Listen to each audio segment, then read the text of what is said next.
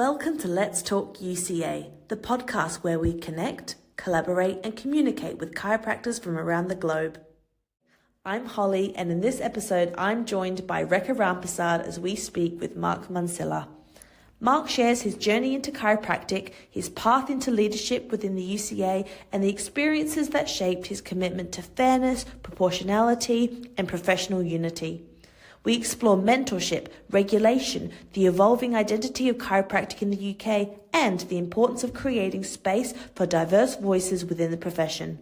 Marc also reflects on legacy, leadership, the future of the UCA, and what it truly means to serve both patients and the wider chiropractic community. Welcome to the one and only Marc Muncila. Good morning, guys. Thank you for having me. No problem. Thank you for sharing your time with us today, Marc. As our podcast is a collaborative effort, many of our questions are actually coming from our members. So, let's jump right in. No worries. Nothing like being grilled first thing on a Wednesday. It's all good, right? So, first things first is you have been described as someone who leads quietly but powerfully. How did you find your way into chiropractic and then eventually into this leadership role at the UCA? Well, time and consistency, I guess, really. I wish I could say it was talent, but that's for others to judge. No, I've always been interested in the profession at large. I think chiropractic can do wonderful things for the human population and health. And so, I graduated from AACC. I spent a year with another association or so, a couple of years, and then joined the UCA. Somebody suggested it to me. They said it would be a good fit for us. And I've been with the UCA ever since. I joined the board the following year to try and make a difference. We had an experience that changed my view of the way chiropractic was in the UK. And so I thought, well, let me throw my hat in the ring and see what I can do to help. At the end of that, it's my profession as much as everybody else's. I wish I could tell you it's entirely altruistic, but I have a vested interest. I am a chiropractor and I'd like to see the profession succeed. Now, Marc, you mentioned there that you were with another association before joining the UCA. Is there an interesting story behind that as to what made you actually change? Yeah, I think it was more at the time. One of my very good friends had a complaint, unfortunately, and I was very surprised how it was dealt with. Not so much by the association, but the general context of the entire environment of it.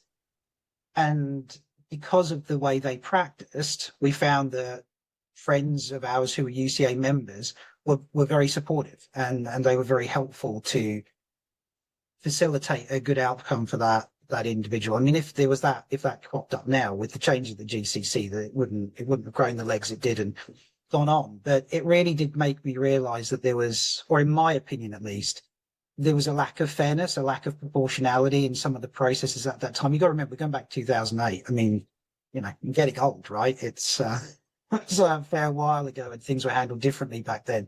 And I'm pleased to say that wouldn't have gone the same way now. But I did think at the time, this isn't fair. And one of my things, and it sounds a bit childlike perhaps, but I do believe very passionately in fairness, that things should be fair and reasonable and equitable. That's not to say you always get everything you want or necessarily feel that everything's quite right from your perspective, but it is about finding that reasonable middle ground of saying, is it in the right ballpark?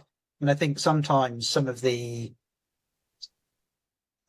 perspectives are narrower than the people offering them out realize.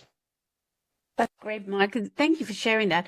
And what would you say to anybody who is thinking about joining the UCA? What are they going to benefit from in terms, especially if they do have a case come up against them? So I think the thing about the UCA is we don't judge off the bat. I think that is something that we feel very passionate about. I know it's come up at a couple of talks in recent times, and it actually comes from a TV show that referenced the phrase. But I had a great phrase. It would say, "Be curious, not judgmental." And it's certainly something the UCA tries to ask. We try and ask why a situation has come about. We sort of speak with you and engage, rather than just go, well, people are quick to make snap judgments in this profession. And I think they're too quick and they're too harsh at times. Because, it's a very personal thing, chiropractic. It is healthcare. People have lives going on. And we want to do our best for our patients, but things sometimes get colorized in an unreasonable way. So for the UCA, at least, you'll always get that support. It is a non-judgmental stance.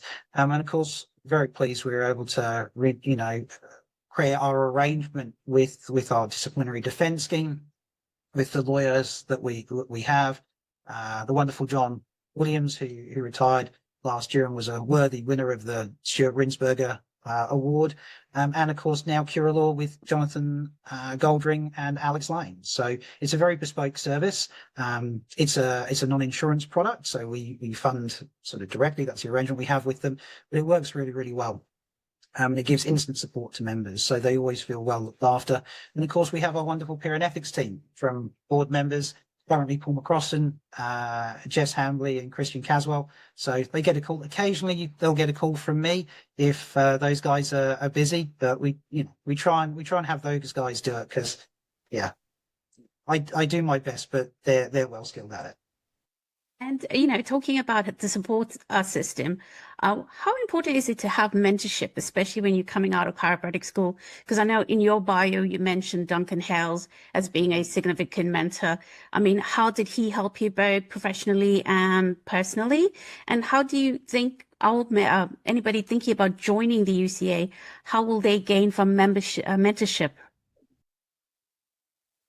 I think that question's fantastic. And I think it is something that I would certainly say to students when you come out of college, and I was one of them, when you come out of college, you'll have views that have sometimes been formed will have been formed at your time at college. And the profession is perhaps broader than some would like to acknowledge, let's say. So, when you go through university, we hope they give you the opportunity to explore ideas. And I think most do a great job. But I do think when you come out, try and be open. As I say, try and be more curious, ask more questions why people work the way they do. And, it's certainly a valuable lesson for me, because when I graduated, and say we are going back a little way here, but it was a very narrow kind of scope. I enjoyed my time at the AECC, now the HSU. It was like a small family at the time. I joked that it was a bit like going to Hogwarts, because it was just chiropractors learning this magic that's chiropractic. And the lecturers are accessible and available. It was a really family feel. And, in many ways, it is impressive to see how it's developed into such a big organization. But at that time, there was a real sense of belonging, I think. And when I graduated, I think my view of chiropractic had shifted from the engagement of the nervous system when I first saw chiropractors personally, which excited me, to perhaps being more, maybe a bit more mechanistic, if you will. I kind of lost that philosophy a little bit, although we did have it in our education. And long and short of it was, I was with someone at the time and we were looking for a job in a particular area, and this job came up in Banbury. I applied. I remember standing with Duncan. He adjusted 50 patients in an afternoon, and I'm just sat there thinking, this is unethical. But the thing that was bugging me was the fact that all of these patients seemed happy. They'd come back numerous times. They were getting great results. And I was thinking, there's something off here. And I remember challenging Duncan and saying, well, this doesn't seem right to me. And I said, look, at the very least, where's your research? Expecting him to go, oh, I don't have any. And he handed me a book on chiropractic biophysics. I think it was the cervical rehab book at the time. There was a couple of hundred references on the first chapter alone. And all of a sudden you're kind of going, well, where was this data? And of course, it was a while ago now. It's not just biophysics, Heidi Harvick, all sorts of research institutes are producing more and more information. And it really challenged my views, but I was prepared to be challenged. And it shifted my approach to practice. I don't do biophysics these days, I have to say. Not that I don't think it's fantastic. I think Deed and his team do a wonderful job. It's just the setup I'm currently in.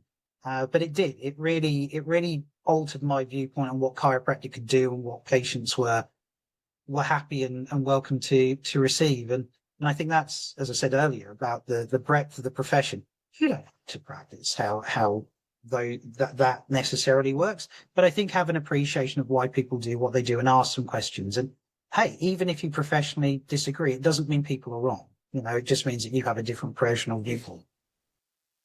And what do you think is the best way for anybody looking for a mentor? How do they go about doing that? Because sometimes coming out of college, people are not actually aware of what options are available for them. So what ideas do you suggest for them to get out and meet somebody that can give them good mentorship? Well, I think one of the things I didn't do at college, and I think maybe I should have done in hindsight, was try and attend more external lectures. I think if you expose yourself to more external influences and such like, I think that helps give context to the profession at large.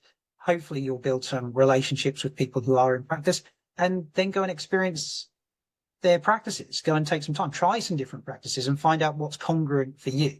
What works for one person doesn't necessarily mean it will work for somebody else and how they wish to care for their patients. And we have that wonderful breadth within the profession to allow that. So yeah, certainly there's the Chiro Buddy program through the UCA, which you can use to find mentors. But equally, ring up your local practice and just say, hi, I'm a chiropractic student. And I would like to say the majority of us, particularly those of us who've been out a while, know what it was like being a student, know what it was like when you were first taking your steps, and like to help. So absolutely pick up the phone, as Steve Jobs once said. If you ever want to see that was interesting about his time or finding out how to build a computer at Hewlett Packard or something like that. But he sort of said, you just got to pick up the phone. And I think things don't happen if you just sit waiting for them to happen. Sometimes you have to make them happen. So. Mark, what do you love most about chiropractic? Well, that is a very, very broad question, isn't it, Holly? I've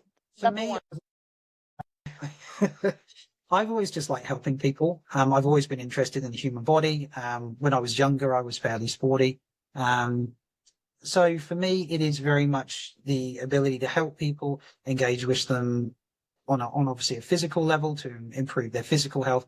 But also it's always amazing. I think because chiropractors have that time and often do give that little bit more of a personal touch, if you will, a bit more like the old fashioned GPs did many years ago. You had a family doctor, you now often will have a family chiropractor who looks after the family. It's that support. And certainly during COVID, I think a lot of people benefited from that.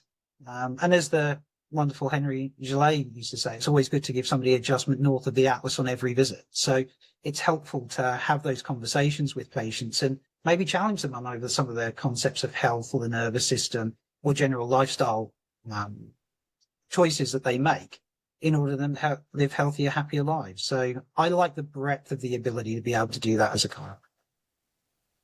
Now, you have been with the UCA for over a decade, Mark. What drives your deep commitment to the UCA and the profession at large? What is your why? Honestly, it comes back to this concept of fairness and proportionality. A lot of people wouldn't agree with some of the views I have. Equally, I don't agree with the views that they necessarily have. But what I would say, I'm sure we agree on some things. And I think it's really important as a profession like chiropractic that, has been under attack over the years. It wasn't really that long ago. People went to jail and such like for being chiropractors in certain states. So for me, it is a case of giving that proportionality across the board to say, look, there is a breadth of styles of practice. There is a breadth of approaches, and providing that patients aren't being, or clients or practice members, whatever the term is people wish to use, even that's contentious these days, right?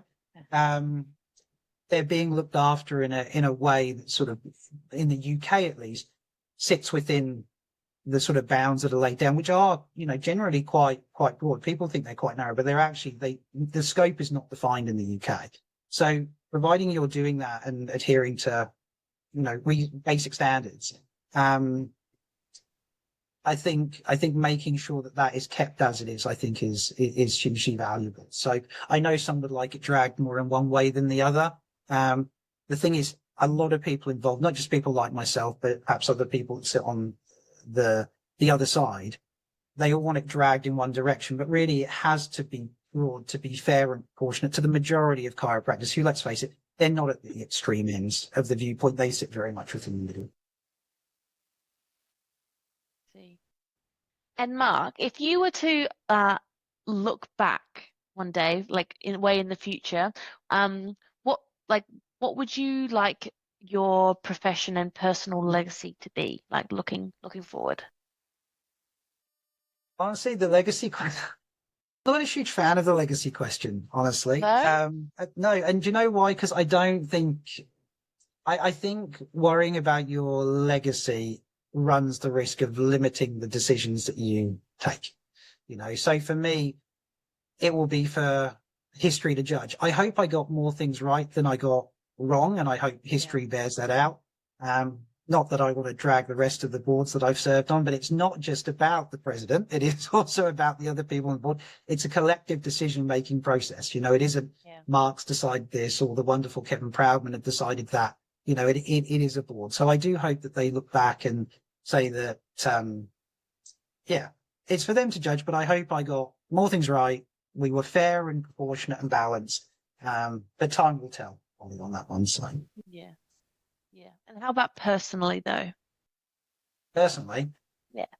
I mean, I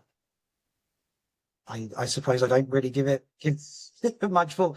I don't have, I suppose the way I am, I don't really have a difference between necessarily my professional persona to my personal. I think it's congruent. It's a reflection of me. I know some people have a different view on things like that, but I am who I am. I hope I'm nice and kind and listen to people and consider viewpoints, but can't always please everyone, right? That's interesting, and I'm sure your patients would really appreciate that too. They get Mark, the Mark. Doesn't matter whether it's chiropractor Mark, President Mark. They get the review. That's good. Yeah, That's excellent. Absolutely. My next question is, what does it mean to you to be a chiropractor? And I'm talking personally, professionally, physically, or spiritually.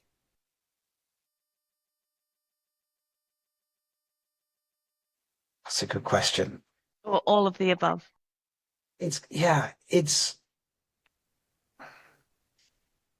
I always wanted to do something that I think made an impact to my community.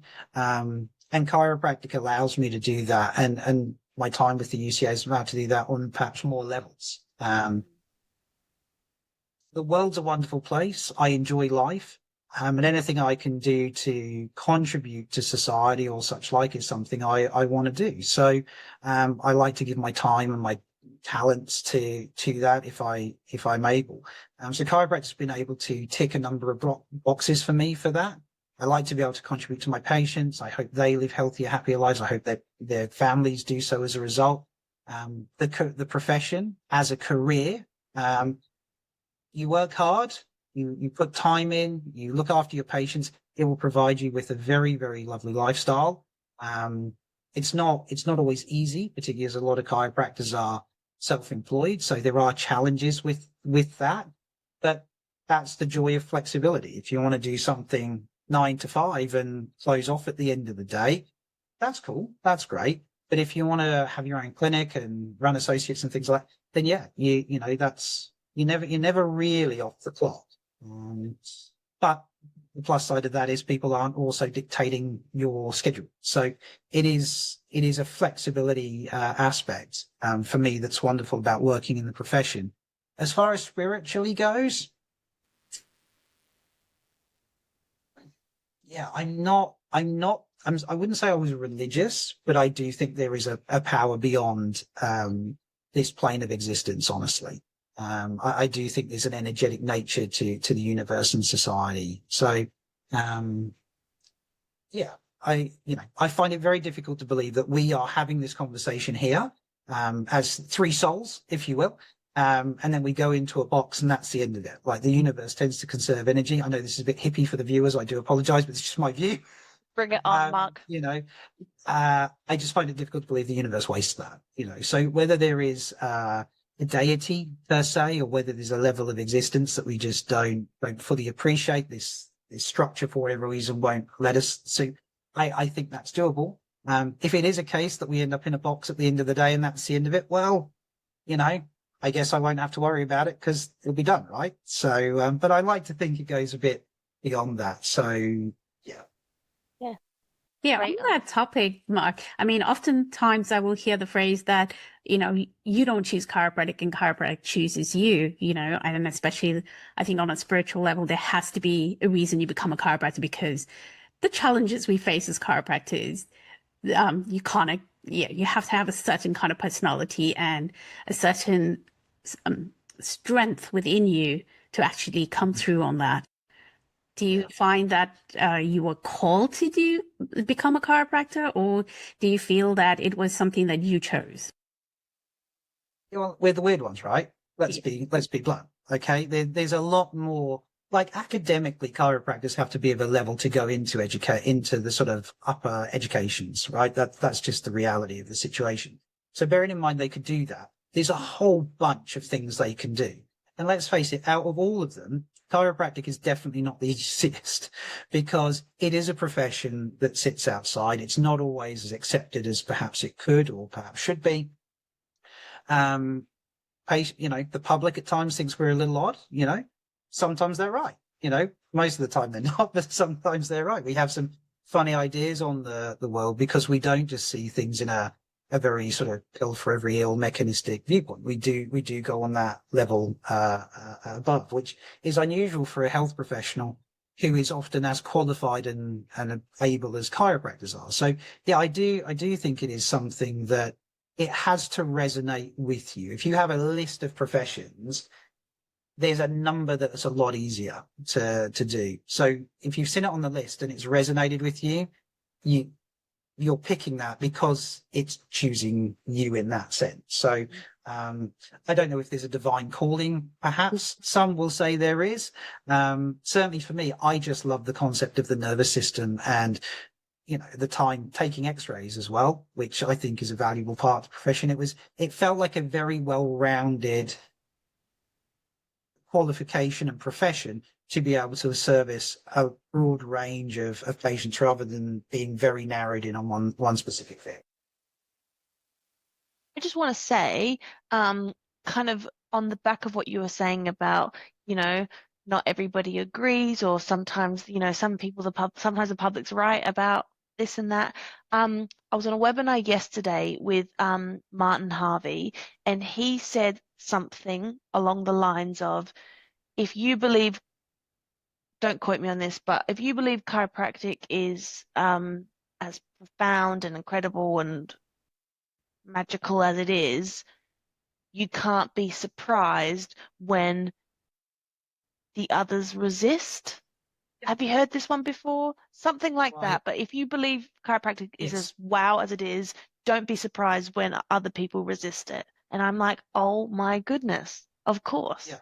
I don't need to get defensive when other people might turn up their nose or roll their eyes. It's like, well, of course they are, because it's that amazing. Why wouldn't they? Well, absolutely. Anyway, just thought I'd throw that in because it's fresh. I think that's absolutely, you're absolutely right. I think the thing is, a lot of our thought processes and choices are defined somewhat from the moment we're born. If you've been conditioned into a particular way of thinking and something challenges that, and it's not just chiropractic, it's life in general. It's difficult to see it. It grates, it abuts. Your initial reaction is to react and go, oh, I don't like that, and that's okay.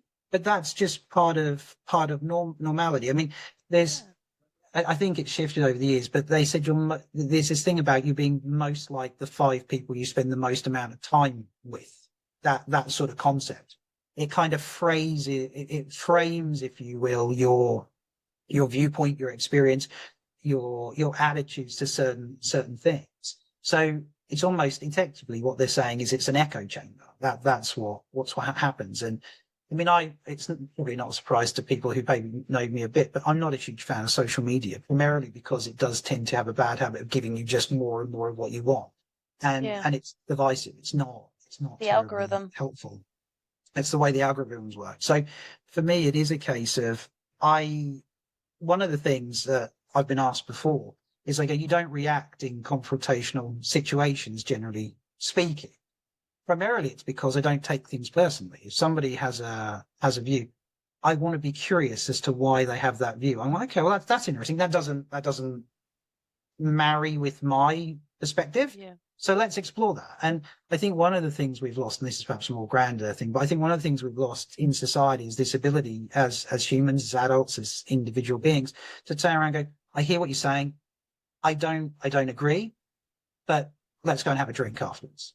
Now it's either you either agree with everybody entirely or you have to disengage from them. And I don't think that is naturally very healthy either. I think a bit of challenge is helpful. And so having the odd friend who perhaps isn't the same as you. I've learned more from friends of mine who I perhaps tended to disagree more with than ones I've agreed with. It's easier with the ones I agree with, but it's more fun and it's more personal growth for the ones who do have different viewpoints to me. Yeah, you have to be prepared to let that be challenged, though. Mark, because obviously when we're challenged, we actually also start to ground in our own belief systems, and actually it solidifies what we actually believe, about the world and about chiropractic. And coming on that subject, and we're talking especially about politics within the profession, and at times it can be so divisive.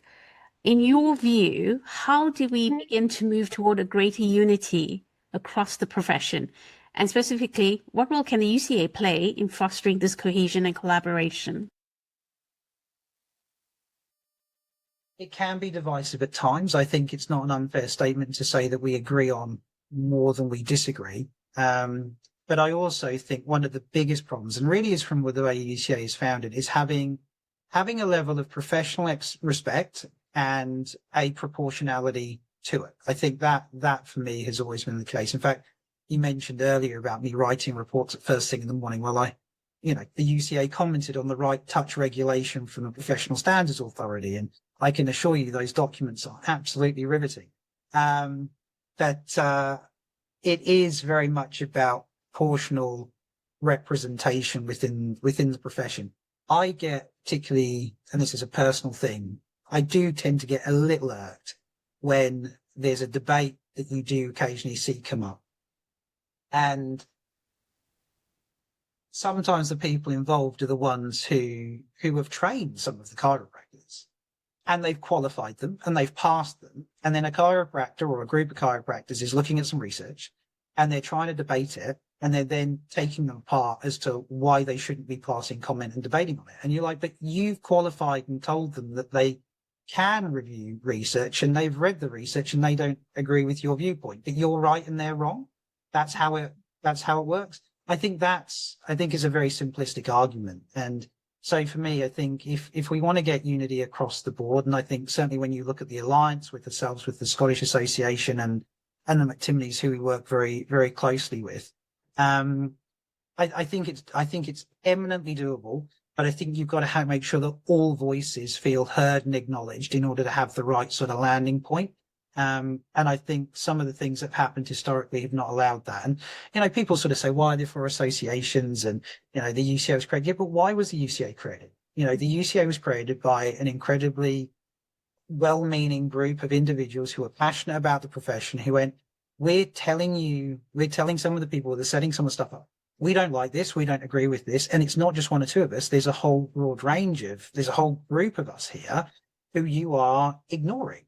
And as a result, the UCA was born and founded, and we now sit around 1,300 members. Like, that's a lot of people who are actively choosing to be part of the UCA and the values that we stand on. It's a meaningful group, and particularly when you bring in the other members of the alliance, that's a lot of chiropractors. And I think their representation within the UK and their acknowledgement and their, viewpoint and keeping things broad and reasonable and fair and transparent, I think that will lead to unity. Everybody doesn't have to agree, but we have to acknowledge that there is a broad range. So you mentioned, a group of passionate chiropractors, and actually with some non-chiropractors as well, that came together 25 years ago to create the UCA. They had a clear mission, protect and promote vitalistic chiropractic. How has the UCA managed to stay true to that founding vision whilst also adapting to growth and change over the years? It's easy to stick to a vision when it's congruent with the profession that you're part of. I think that's one of the things where I've always found it a bit difficult. The way the profession was set out many years ago. Now, it's not that you can't modernize, but you don't have to throw out everything that's gone before. So I think the UCA acknowledges the history, some of which and a lot of which we still feel is very, very valuable. But we also have to bear in mind that the world is moving forward. And I'm not the greatest reader of green books. I'm not going to sit here and debate philosophy with people, because there are people far more learned and read than I. But one of my general concepts, particularly of BJ, was he was always at the leading edge of things like technology and pushing things forward. And I just feel that that is something that we can still have our roots in our past and have a firm system, if you will, and an appreciation of that. But it also shouldn't limit the things that develop and go on with research and such like and move forward. So I think the UCA has been able to adhere to the principles, but at the same time kind of go, but we can't stay still. So I think that's why the UCA has been able to endure the way it has, and more importantly, grown to the extent it has. Okay, so Marc, we know that you're a chiropractor, and we know that you're a business owner and obviously the UCA president, but not all of our listeners, they might not know that you're also a husband, a father, and a son.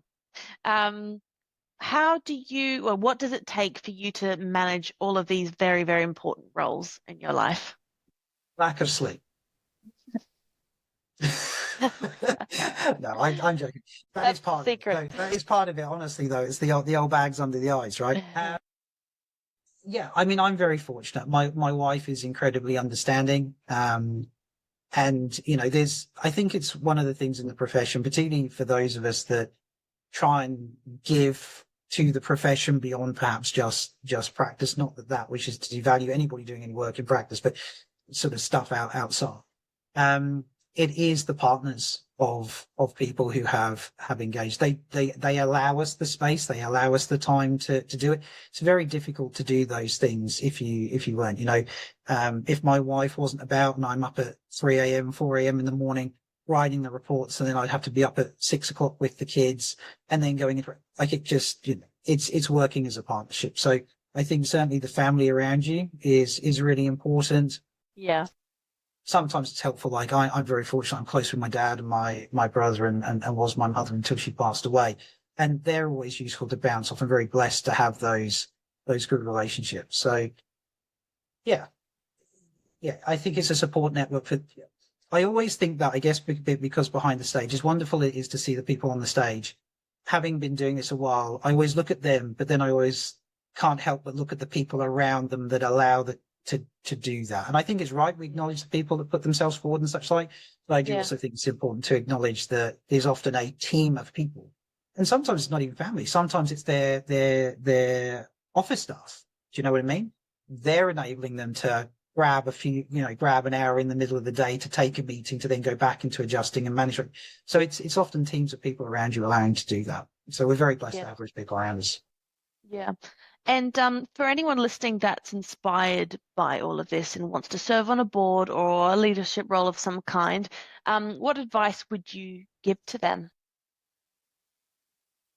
I think you've got to be honest with what you can do to start with. That's where I would start. You know, do you have the time? Do you have the ability? And I'm not necessarily saying that people don't, but think about, do you want to do it? Because it's not easy. One of the worst things, and Reika sits on the UCA board with me, is if you're going to offer to do it, do it.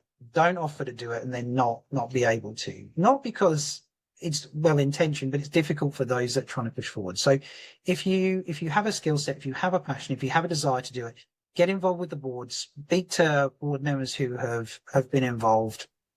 I say be open, be curious, because you are representing a group of people. The UCA is not me, it's not Reka, it's not the UCA board, it's the membership, it's a group of people. So, you know, if you have very strong views, that's great, but can you also remain open and listening?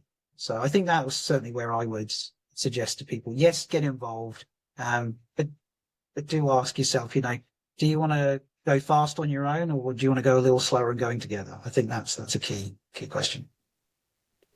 Being on the board does mean that you have to speak to a diverse range of people.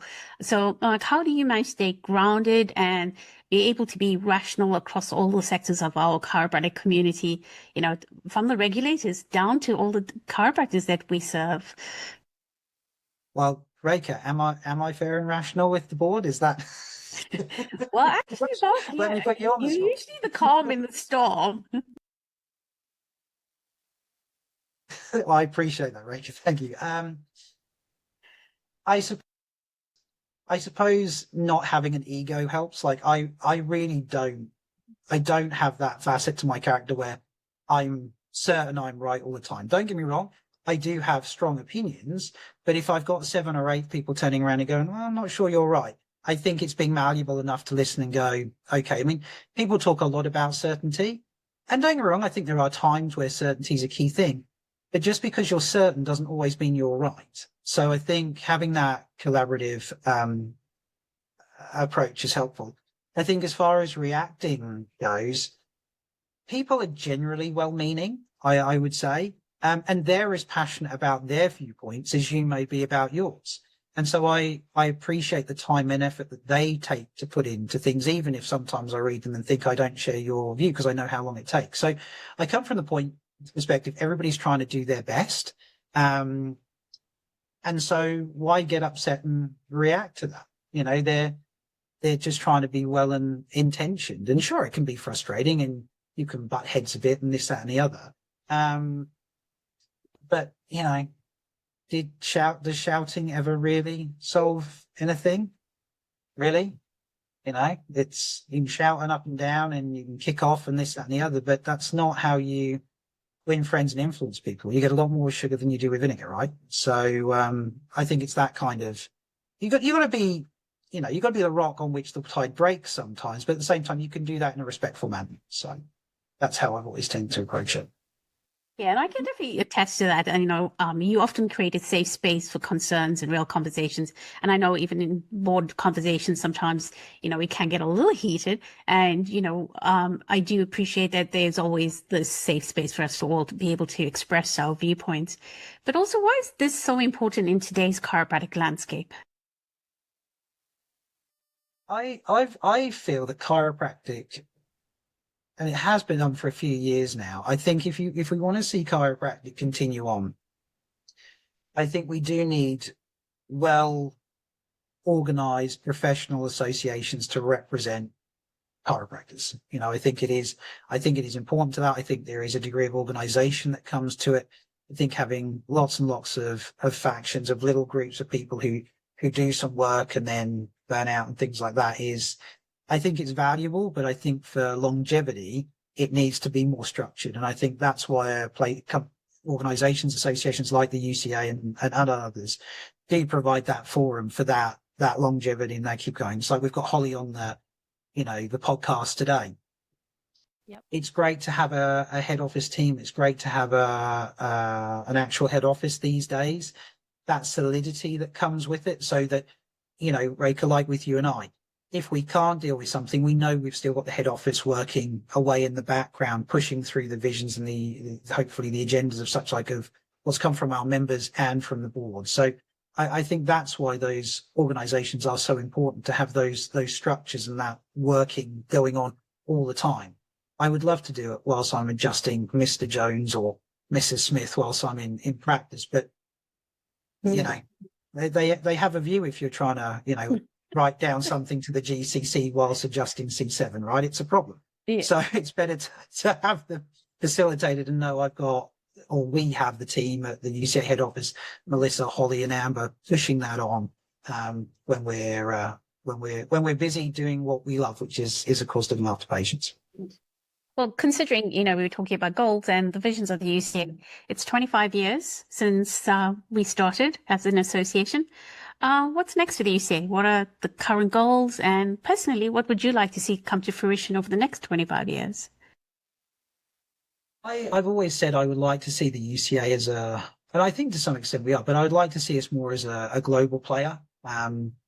Within the way that we operate, I would like the UCA to be a guiding light for chiropractors to fit with our philosophy.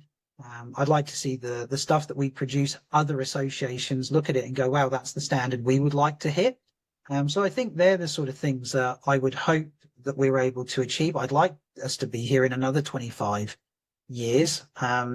Hopefully we even perhaps amalgamate more of the profession so that we do have this kind of concept of unity, or at least limited kind of splitting of views. I think that would be great. I would like to see the UCA more involved in education, and supporting people that again share our values.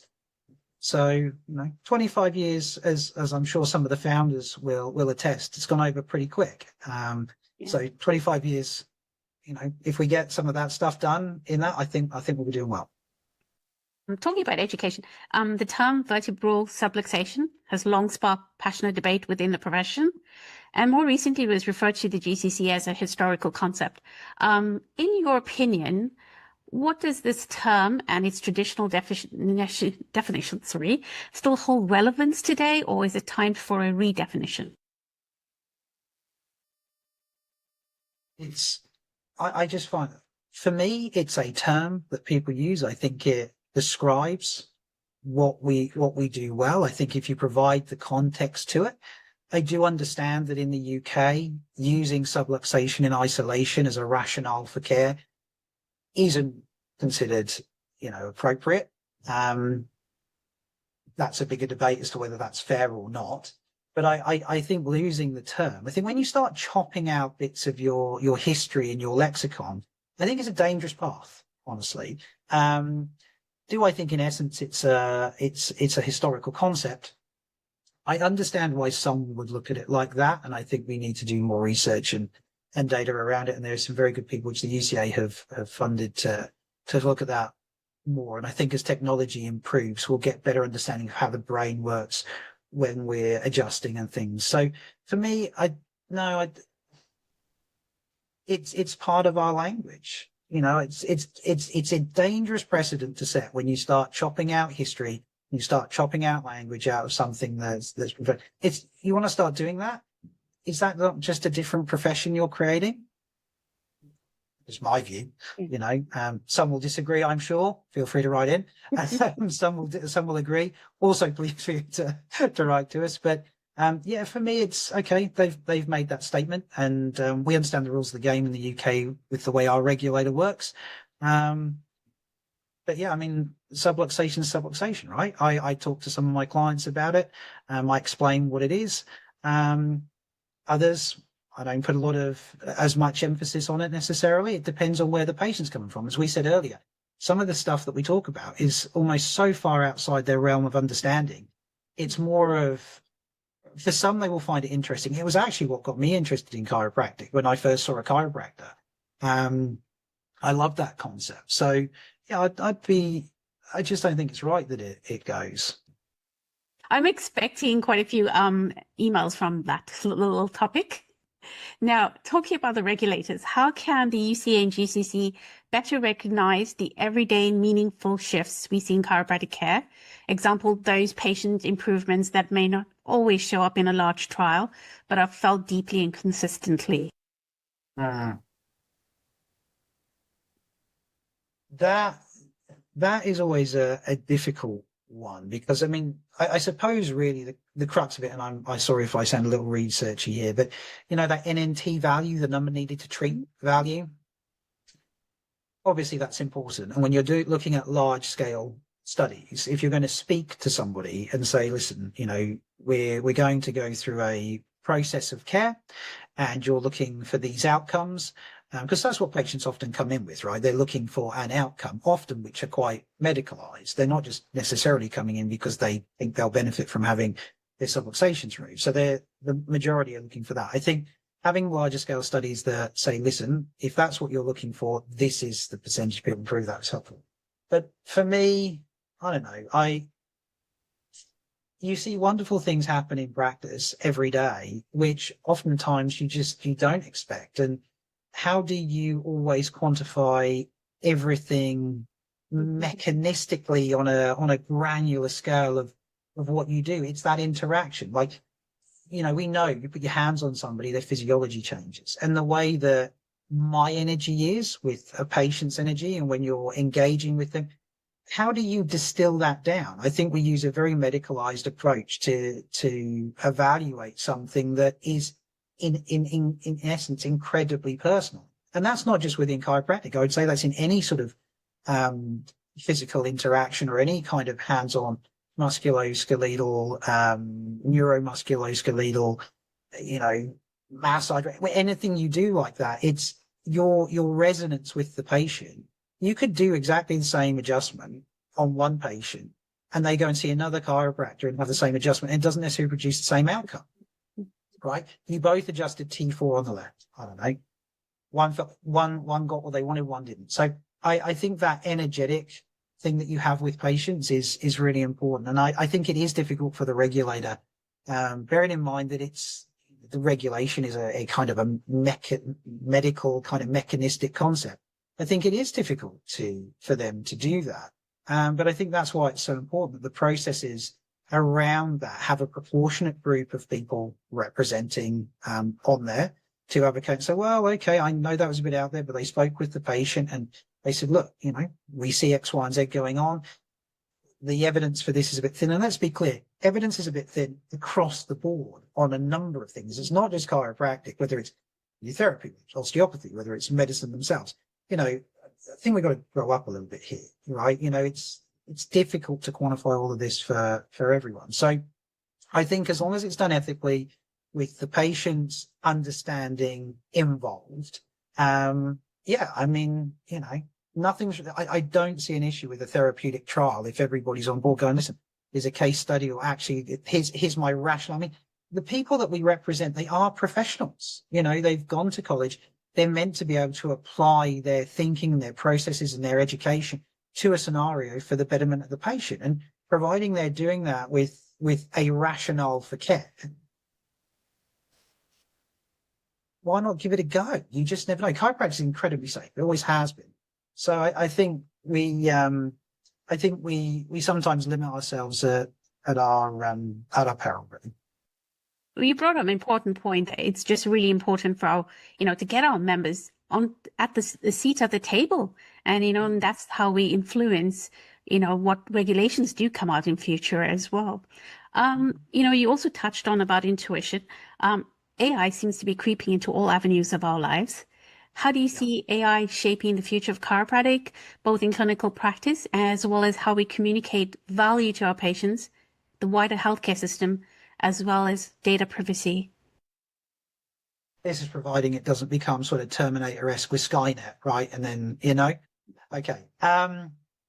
So I think AI has huge potential. In fact, the UCA has been talking somewhat about it, how we can engage with it. I think for providing information to patients, I think it's going to be incredibly helpful. Probably in the realms of things like note-taking, analysis, and research, I think it'll be hugely valuable. I as sort of referencing my previous answer though, I think that human connection, I don't see how AI, maybe it's my mutterings as my whimsical inner child, but I don't see how AI is going to replace that. Will a robot delivering a perfect thrust to, I don't know, C2 be better than him? Well, I mean, I guess from a mechanical perspective, it possibly could be, but it's the way you move around the patient. It's the way you engage with them. It's the way their psychology reacts to your psychology. It's the way they do you know what I mean? There is that connective thing, which I just don't see how computers ever replace that personally. I mean, perhaps this podcast will be pulled out in 20, 30 years and I will be proved entirely wrong. And so be it. Okay. If anyone wants to listen to me in that length of time, right? Yeah, I don't see how that, I find it difficult to understand how that interaction at the moment will be replaced.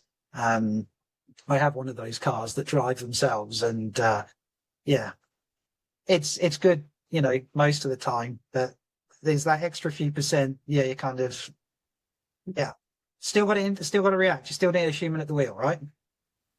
Yeah, it's letting go of that control as well. But like you said, if somebody gives a T4 adjustment, it'll be different for each person. And unfortunately, I can't see a time where AI will ever be able to have that energetic transfer.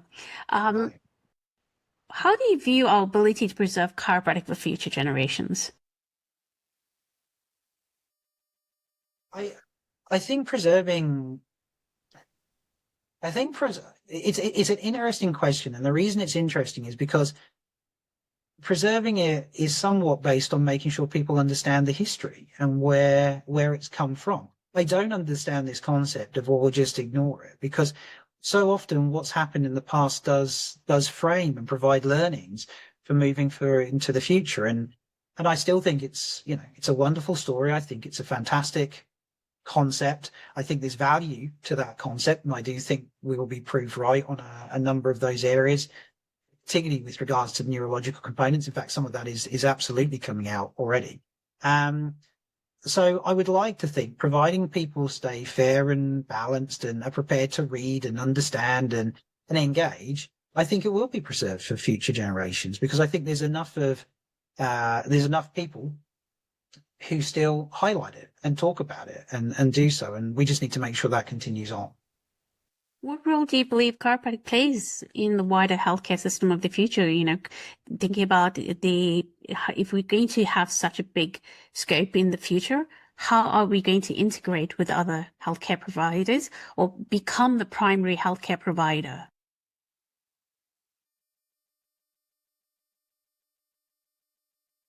I think the integration question, I think a lot of that is available now. I think it's just finding people who you can integrate with. And I think there is this kind of folly that it should always be pushed by chiropractors. You can only push against a system that's willing. And there are elements of certain professions who they take a view. And, I've written to a number of health professionals. I barely get a letter back.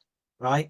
There are others who in the same professions I have a good relationship with. So I think it's a cooperative of the willing as far as integration goes. As for chiropractors being primary healthcare providers, I think we need a lot more chiropractors, honestly. But I also think, there is a very, very well established system, and that is so far down the line. And with regards to the public, there's a lot of work to help the public see the value. Chiropractic utilization still isn't terribly high. It should be higher. I don't use the word should lightly. It should be higher. So I think it is a case of educating the public to make choices. It's at the end of the day, it is end users that define the services that they wish to receive. And I think chiropractic definitely has a lot to offer. So it's engaging with them in order to get them to make those choices. And I think the more they make those choices, the more there will be increasing collaboration and integration. Because if you've got people visiting people like chiropractors, getting great outcomes, going back to their other service providers and then recounting those stories, then that will naturally run.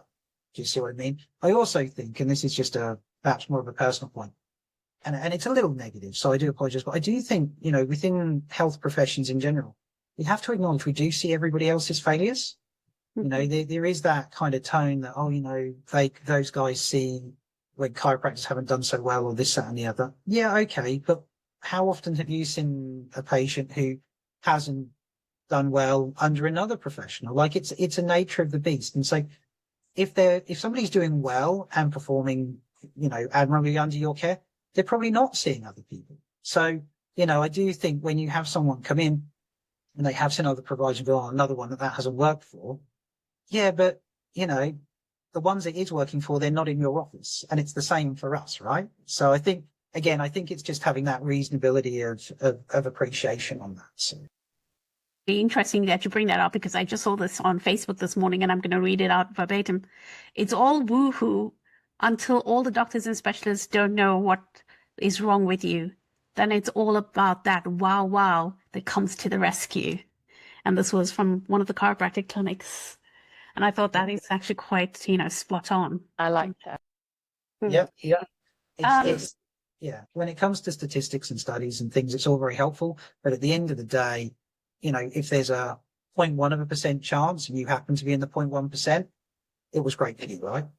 So, and that's not just chiropractic, that's cancer treatments and things like that. Yes, there's the NNT value, but there's also the N1. How does it impact the person getting it? Right?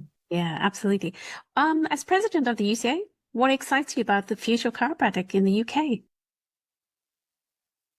I think when you look at the development of chiropractic over the last 25 years, and I understand the direction of some of the things that happened are not to everyone's liking, not necessarily to my liking either, just clarity. But when you look at the systems and the mechanisms and things that we have in place, it is quite well advanced, with regards to regulation and that sort of thing. The levers are there. I think it's just making sure that we have a proportional representation on those panels to make sure they are giving a broad perspective. So I'm actually hugely encouraged. And again, I know there's some people who've had very sort of challenging times, particularly with the regulator in the UK historically. And the fitness to practice process is not fun for anyone, and I'm really pleased to see the GCC have actually acknowledged that themselves with some of the adaptations they've made. But it is, I think there is a value in patients having some kite marking and having a right to complain and say, have I been treated fairly and correctly? I think there is a value to that. But when you look at the GCC, I do think there is, and understandably so, a perspective that it was like in the early 2000s and being involved with some of the things that we see go through. It's not the case. I think chiropractors, generally speaking, at the fitness to practice processes, there's a lot more very reasonable outcomes. I'm not saying everyone's perfect, and we have to acknowledge sometimes people have fallen a little short. It does happen. People are people at the end of the day. But I think that process has come a long way. So I think as far as the UK profession goes, I think there are a lot of things to be proud of. I think there's a lot of things that could be better and changed. Absolutely. But I think, as far as development goes, I think we are doing pretty well. It's a short period of time since the Act first came in, 25, 30 years. It's not that long really. But I think we need to make sure there's enough people engaging with the process to make sure that it ends up fairly and where it should be for everyone.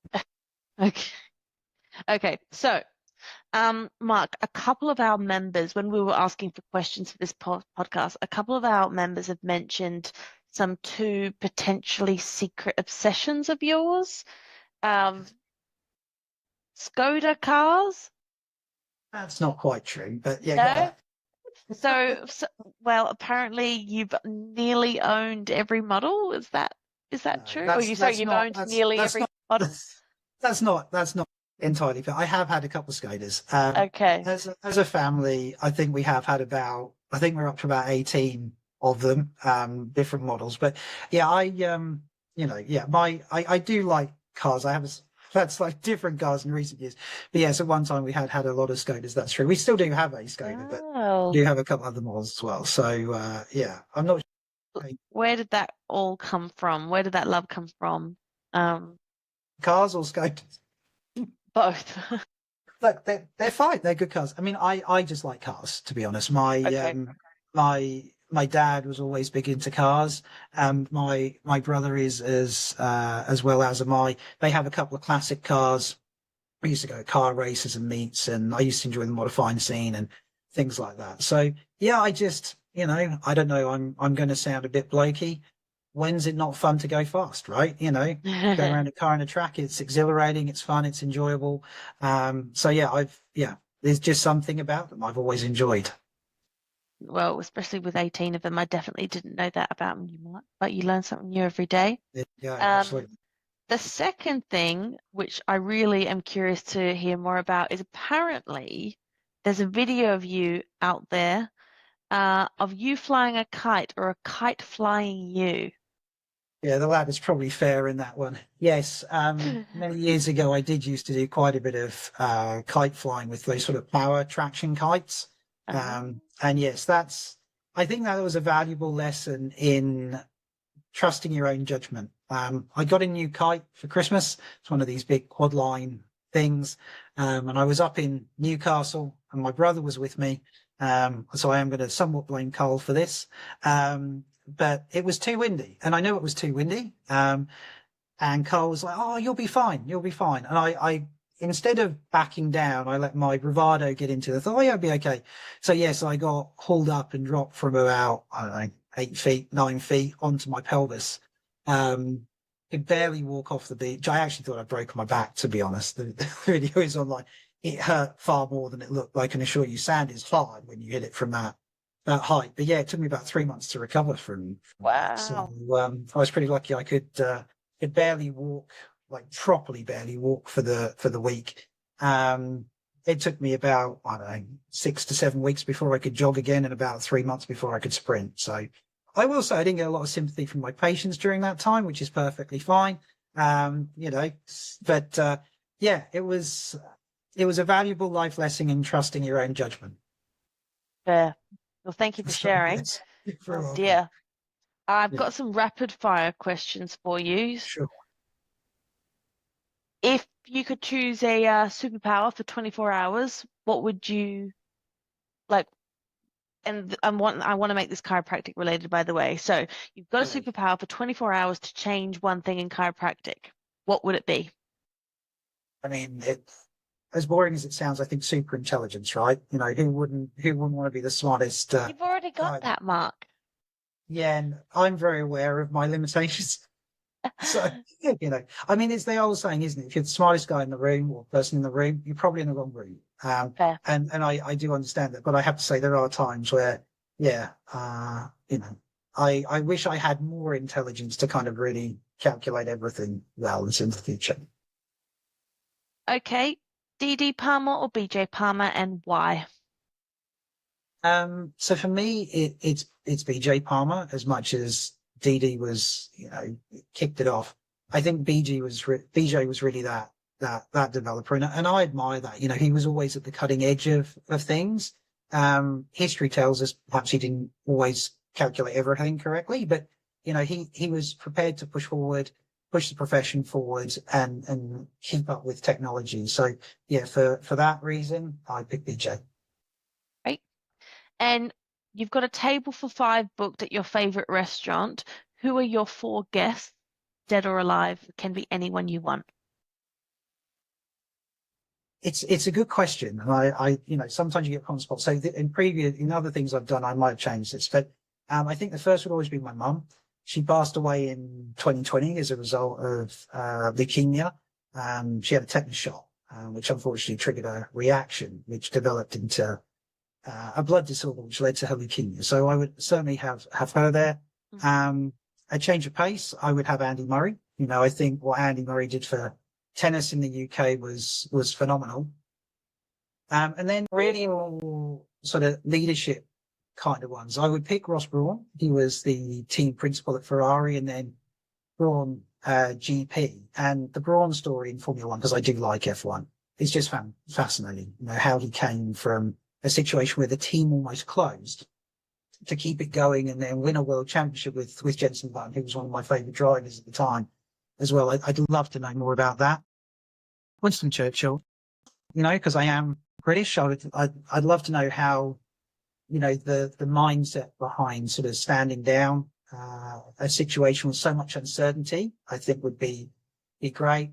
And then possibly, I don't know, maybe someone like Nelson Mandela. You know, I always thought that some of the things that he's written over the years are really interesting.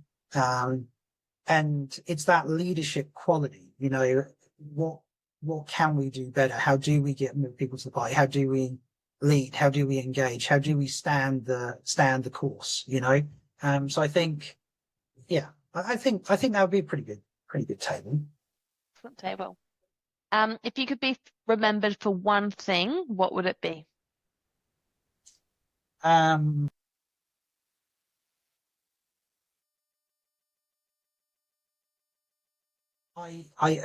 think I hope I get remembered for creating a space where people could contribute, and as a result, as a group, we got more things right than we got wrong. This has been a fascinating insight into the person behind the UCA presidency, and we could go on for many hours, I'm sure. We look forward to continuing the conversation in a future season. Marc, thank you so much for your time and also for your selfless service to the UCA. It's the least I can do. I appreciate your time, Holly. You do a wonderful job at head office with the team, and Reka.